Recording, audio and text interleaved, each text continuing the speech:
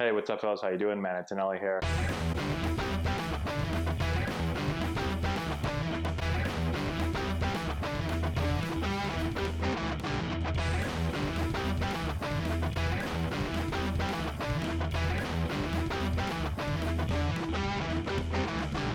Hey, what's going on, everybody? How you doing? Answer your questions today.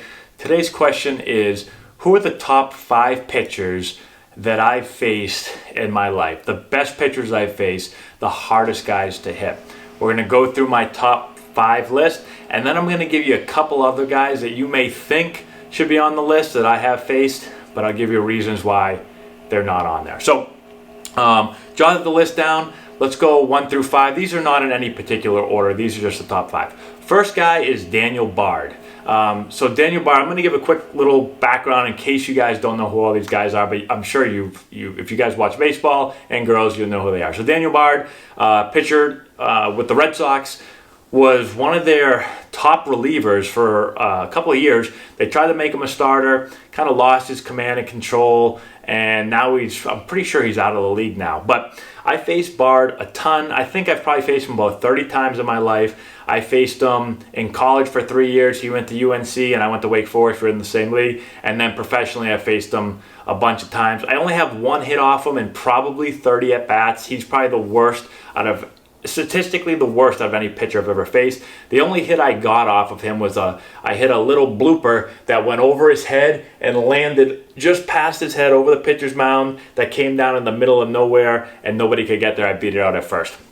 But let me tell you a quick Daniel Bard story. I was facing him as a professional player and led off the game. And like we talked about, Bard's control and command has been kind of up and down. When he has his control, he's lights out because he throws 100 plus miles an hour. But he's had times in his career in the minor leagues and in the major leagues where he's lost his control. This was one of those times. I led off the game against him. He struck me out, okay? So it was like 100, and then filthy breaking ball. See you later. So I go sit on the bench. The next 8 hitters reach base safely. Walk, hit by pitch, walk, single, walk. I come back up now with 1 out. I'm back up my second time. He has not thrown, against me, he went boom, boom, boom, 3 pitches. Everyone else, he's throwing balls off the backstop all over the place. I get back up now in the first inning with 2 outs, or with 1 out. Here I am.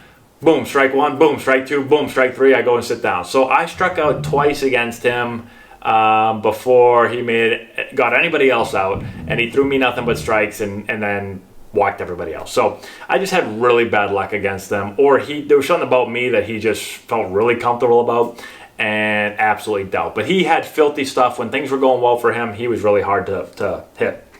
Number 2 guy, Tim Lincecum. So same thing with him. I faced him throughout my career, all the way up through professional baseball. We were drafted, were we drafted the same year? I can't remember. We were really, really close to the same draft year.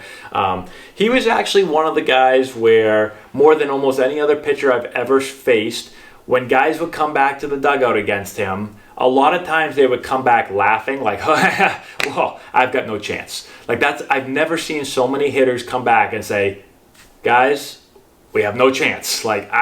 I literally can't hit him. And the story I tell, the very first time I ever saw him pitch was in the Cape Cod League. He came in relief. He struck out the first 5 guys that he faced, and then I was the 6th guy up. And I walked up right before I went up to the plate, I turned to the bench because everyone's literally like, the guys are coming back and they're like, oh, this guy's he's the grossest pitcher I've ever seen. And so kidding around, I said, hey, fellas, I'm about to take him deep on the first pitch right here. Everybody watch. And so I walk up to the plate, and in my mind, I'm thinking, no chance to take him deep. First pitch fastball, I hit this ball. Boom, I hit it. I square the thing up. We're playing in the Cape Cod League in Harwich. I crush this thing to left field. I leave the box pimping it more than I've never pimped the ball, but I literally left the box saying, I just freaking called my home run. Well, the wind was blowing in pretty hard that day, and left fielder went back to the fence, up against it, jumped up, and robbed me of my home run that I would have had of him against him my first at bat. But other than that, then he started striking me out a bunch. He just threw really hard at this time, back in his prime. He was getting into the mid to even high 90s. He had one of the best breaking balls I ever seen. And it was just really weird. He was this small guy, but was so he just came at you really fast. His body was moving 1,000,000 miles an hour, and the ball just exploded out of his hand. Really, really, really hard to hit. Next guy, Ubaldo Jimnez. So Jimnez, when he was with the Rockies, I faced him. I've told this story a couple times. I think he was runner-up for the Cy Young that year. He was really, really good. So the first time I ever faced him, actually, I think he walked me. And then the second time up, I got up there, and I remember he threw me this pitch, and it came in. It was just kind of like, it went like that. And I took it, and I was like, what the? In my head, I said, what the hell was that? And I looked up at to see how fast it was, because I couldn't tell, like, it was super fast, but it broke a lot. So I looked up, and it said 90 on the radar gun, and I was like, he threw me a 90-mile-an-hour slider. So I got in the next pitch, and the same thing, boom, it went in there again. I took it again, and I was like, what the hell? Looked up there, 90 again. And then 3 in a row, whack, and I just took it again, strike 3. I went and sat down. I think that one was 91, and I literally walked back, and I said, I don't know what I'm going to do with that today if he keeps throwing 90-mile-an-hour sliders that are moving that much. So he had some of the best stuff I saw at that time. He was throwing, like, same thing, mid to high 90s, had a really, really good arm, pretty much unhittable. Next guy, Max Scherzer. So I've only faced Max Scherzer once in my career. He struck me out on 3 pitches, and he threw me all fastballs, and they were probably, I don't know how fast they were. They felt like they were probably about 95 miles an hour, 95, 96, but they all were cutting. So I remember, like, I think I swung through one, like, it came out of his hand, and I just go to hit it, and the thing just goes, if it's coming this way, it just comes this way and goes, boop. It takes like a quick left-hand turn on you, or I guess for me, right-hand turn coming at me, and the thing just goes, just like that, but it's coming in hard as hell, and he just rears back and just fires it, blew him past me, and that's all I needed to see was 3 pitches, and I knew that he was legit. And this was, I only faced him actually in the minor leagues, and you know, he was a high pick, first round pick, same year as me. But after I saw those 3 pitches, I was like, dude, this guy is like legit. I don't know if I thought he was going to be the Max Scherzer that he turned out to be, but I knew he was going to be legit. And last guy, Corey Kluber.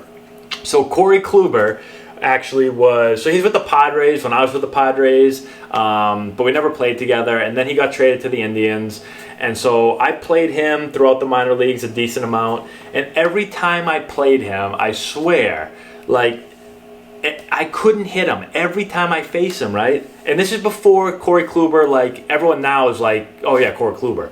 But at this point, like, nobody, he was not like this big, huge name guy that everyone was like, oh yeah, that guy's going to be like a Cy Young Award winner. Nobody thought that. But every time I faced him, his numbers actually in the minors weren't great, but every single time I faced him, I would always hate facing him, and I'd always walk back and I say, I don't know why this guy isn't in the big leagues dominating big league hitters, because he's filthy.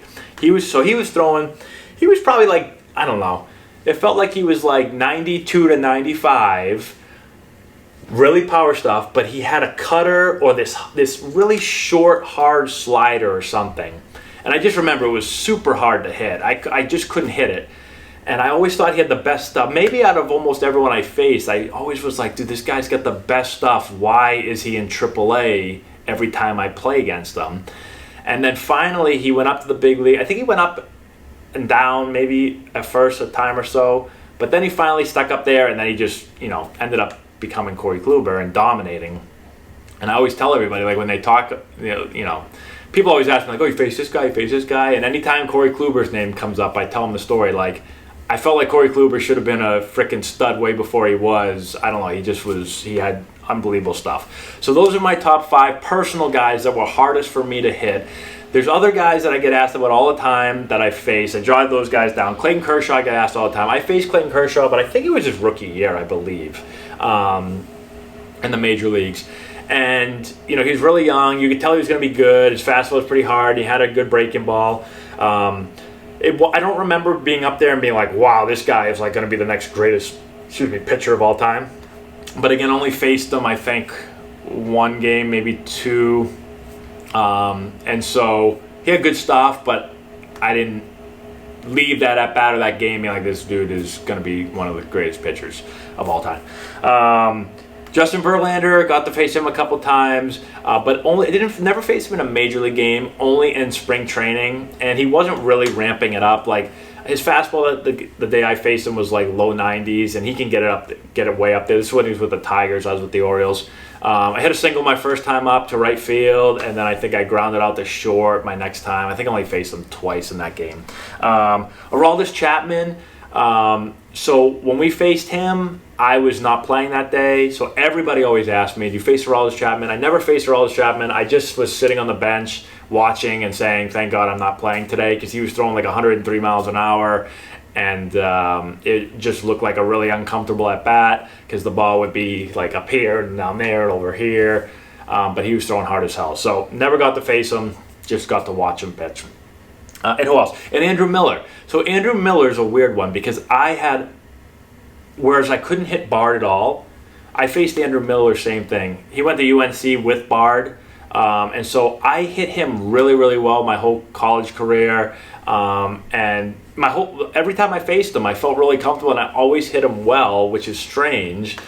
I thought he had pretty good stuff, but I don't know what it was. I just saw his stuff better. I just picked up the ball better than most of the guys that I faced, especially guys that had that good of stuff. For a big dude like 6'6", and he was throwing from like way over here, and his ball was doing this and all. I don't know.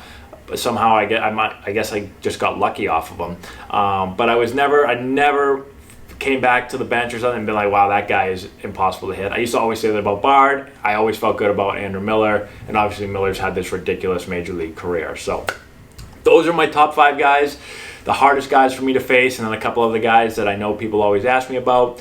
I thought pretty hard about this list, and I can't think of anybody else. That's literally the top 5 that I can think of during my playing career. So let me know if you have any questions in the comment section below. Subscribe to the channel if you've not done so already. Give us a thumbs up. I'd appreciate that. Send this video and share it with all of your friends. I'd appreciate that also. Check out the description box below. We've got a deal going on with Plate Crate. You guys can support the channel on Patreon. There's a link down in the description box to do that. There's a bunch of other stuff for everybody to check out. Again, I appreciate you all watching. Thank you so much, and we'll talk to you later.